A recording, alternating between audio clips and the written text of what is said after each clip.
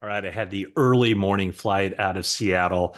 49ers 36-24 winners over the Seattle Seahawks on Thursday night. So back day after, maybe a fresh perspective on what we all witnessed last night. But first, hey, check out Canyon Club Brewery if you're in the Moraga area.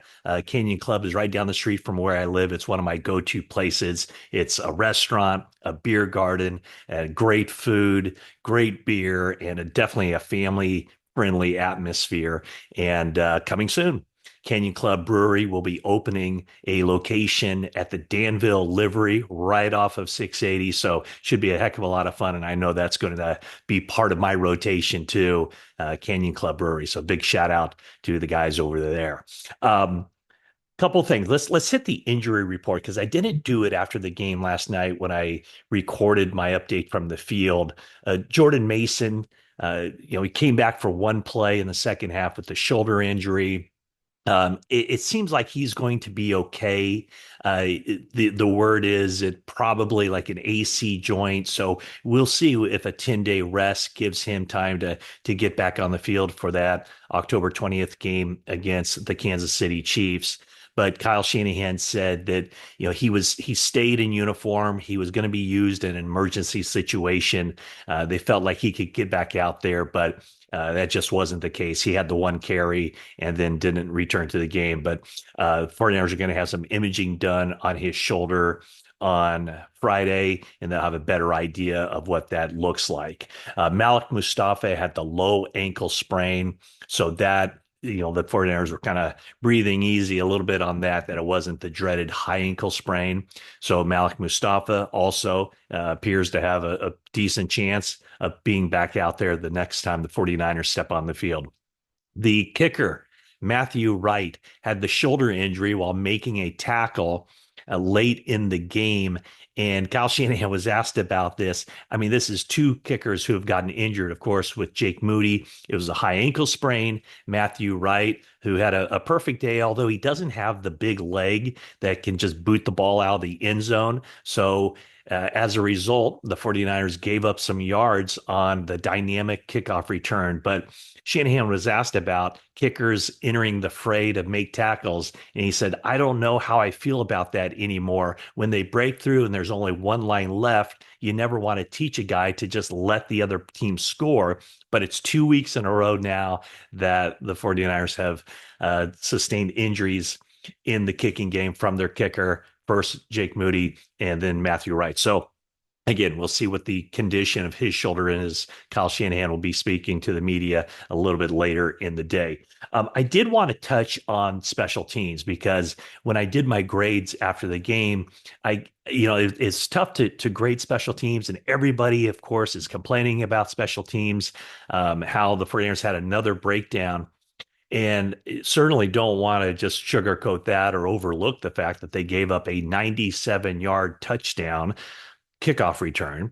Also don't want to underestimate that they gave up another long return, and that's how Matthew Wright got injured. But other than that, which of course are too big other than that, but other than that, the 49ers special teams were very good, causing a fumble on a kickoff return that led to points. Matthew Wright was 3 for 3 on field goals and didn't miss any extra points. 49ers also had a play where if Prime had the replay available for the officials on time, it would have been a turnover on a punt, a muffed punt that Chris Conley would have forced, having gotten blocked into the guy. But Prime didn't have the replay for the NFL, so the NFL didn't overturn the call on the field. Kyle Shanahan challenged at the behest of Brian Hampton up in the booth. But also what I didn't mention in my grades, by the way, I gave the 49ers a C- for special teams.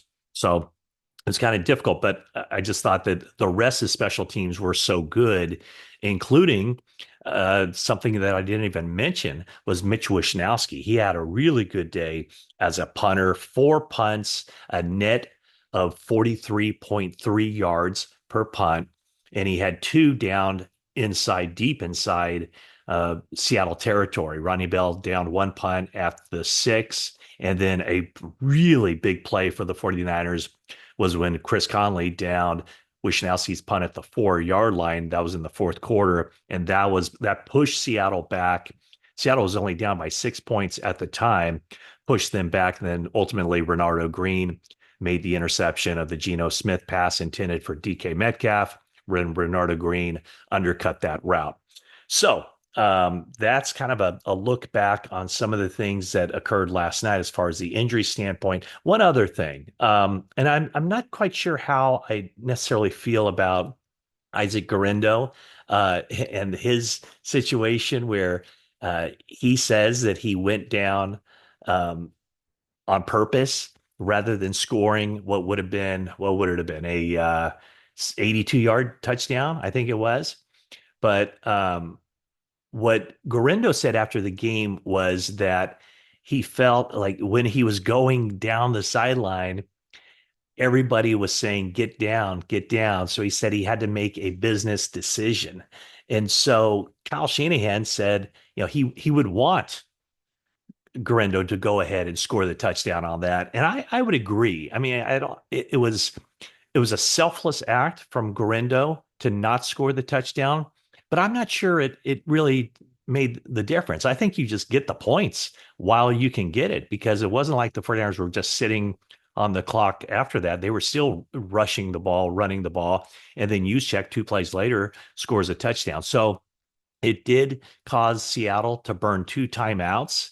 But I don't know that it was that big of a deal for him to go down in bounds. Again, this could be debated, but I just think in that late of the game, if you have a chance to go up by 2 scores, 2 touchdowns at that point, that's what you do. But it does show that if Grendo did indeed go down on purpose, it really is a team first mentality because he had an opportunity to score his first NFL touchdown. And then 2 plays later, of course, Kyle Juszczyk takes it over from 6 yards out. One of the things being at the game and writing and doing all the things I have to do late in the game, I missed a couple of the things that I'm sure you, the viewer, saw, which was Juszczyk and George Kittle jumping into the stands in those field boxes behind the end zone where Claire Kittle and Kristen Juszczyk were situated. So that was definitely a fun moment. And seeing the replays of it this morning, a lot of fun had by the 49ers faithful up in Seattle, including family members. A lot of red in the stands where the 49ers have had very good success now, going up to Seattle and winning football games under Brock Purdy with the him just pushing the right buttons for the 49ers offense. Some things that I wanted to point out in this game, the cornerbacks. I thought the cornerbacks played very well in this game, and that includes Isaac Yiadom, and Diamador Lenore, of course, and Renardo Green. Uh, that's the lineup the 49ers had while Charvarius Ward was out for this game with the knee injury. According to PFF, Yiadom was in coverage on 6 plays where he was targeted. Only 2 of those were complete passes, totaling 42 yards. He did have a pass interference penalty in the end zone. Lenore gave up 7 catches, 10 targets for 67 yards. And then Renardo Green gave up 5 catches on 11 targets for 57 yards with 1 touchdown, 1 interception. So I thought the cornerback play was very good when you consider as well that the Seattle Seahawks have a very good trio of wide receivers, and they do kind of have a prolific passing game with Geno Smith putting up some big yards in the games through 6 weeks of the season. So I thought the 49ers defensive backs played well. The pass rush got after Geno Smith, only 1 sack from Sam Okawanu, but 14 pressures from Nick Bosa. And then the linebacker play, both Fred Warner and Devondre Campbell gave up a lot of completions in the passing game. And D Winters was mixed into the lineup. He had 12 snaps in this game. A little bit surprised. I didn't realize until I checked it this morning. It seemed to me that Devondre Campbell was off the field a lot more than he was. But for 78 snaps in the game, Campbell was only not on the field for 5 of those snaps. So all in all, I'd say an impressive performance from the 49ers, something, at least something that they can build on. This was a team that they were playing in the Seattle Seahawks, who now have lost three straight games. They came in with the lead in the NFC West, but now the 49ers are back where they want to be with the mini bye week, as they say, coming up, basically 10 games, 10 days before they play again. But then the Kansas City Chiefs, who will become the Levi Stadium as an unbeaten team, they are they're coming off the real bye. So a full 2 weeks between games for them.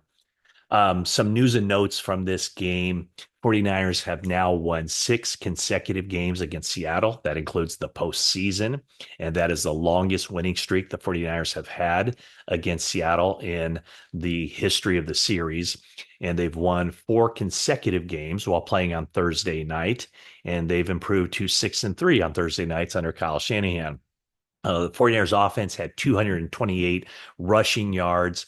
That's their highest output since October 27th of 2019 against the Carolina Panthers when they had 232 yards. And I'll just give credit across the board to Trent Williams, Aaron Banks, who had cramps, was in and out a little bit, Jake Brendel, Dominic Pooney, Colton McKivitz.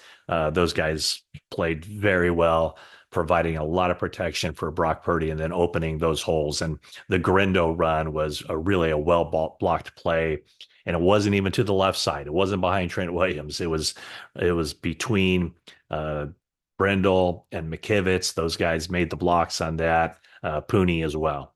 Brock Purdy's passer rating of 129.3 marks his 12th career game with a passer rating of over 120, and that is tied for most for a quarterback in the first 3 years in the NFL. That ties him with Russell Wilson for that accomplishment. And let's see, his day of 3 touchdowns, no interceptions. That's the 8th career game with 3 touchdowns or more and no interceptions. And that's the most for any quarterback since he entered the league in 2022. Jordan Mason, he had 9 carries for 73 yards before exiting with the shoulder injury. He now has 609 yards rushing on the year, and that is tied with Charlie Garner, who did this in the year 2000, tied for the most rushing yards for a 49ers player in the first 6 games of any season, and that's in franchise history. And then Deebo Samuel had the 1 touchdown reception that gives him 20 for his career, and he is the only wide receiver in NFL history to have 20 or more touchdown catches and 20 or more rushing touchdowns. And then a couple of Fred Warner superlatives here. Fred Warner had a pass defense that's 51 in his career. That's second most in franchise history, behind Patrick Willis, who had 53. And then also a forced fumble for Willis that gives him, or I'm sorry, for Warner.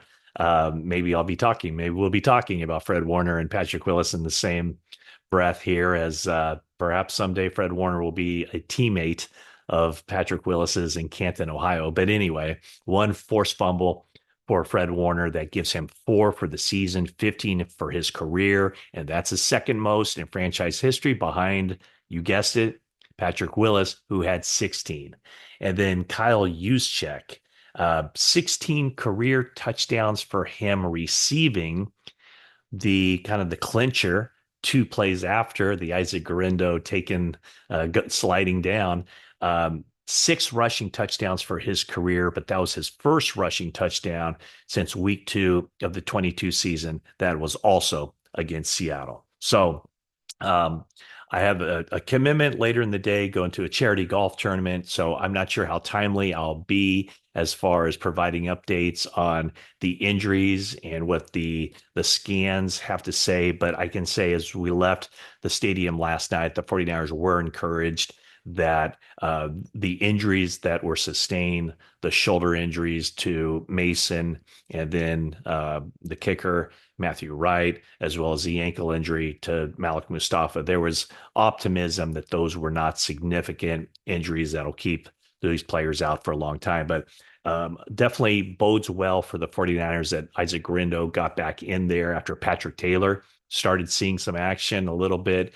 It's not easy to adapt to this running scheme for a running back. And so I know there's been a lot of talk about Guerendo and his instincts and how he sees the whole. It is an acquired trait, or it's an acquired skill for these running backs to figure out the landmarks to hit, the timing of it all. That takes time. And so, Guerendo didn't have the consistent yards in the game Thursday night, but he did show that he has the ability to hit the home run, even if he pulls up as he rounds third base. But anyway, that's it for now. And again, a big shout out to Canyon Club for their support. And yeah, we'll talk to you guys again soon.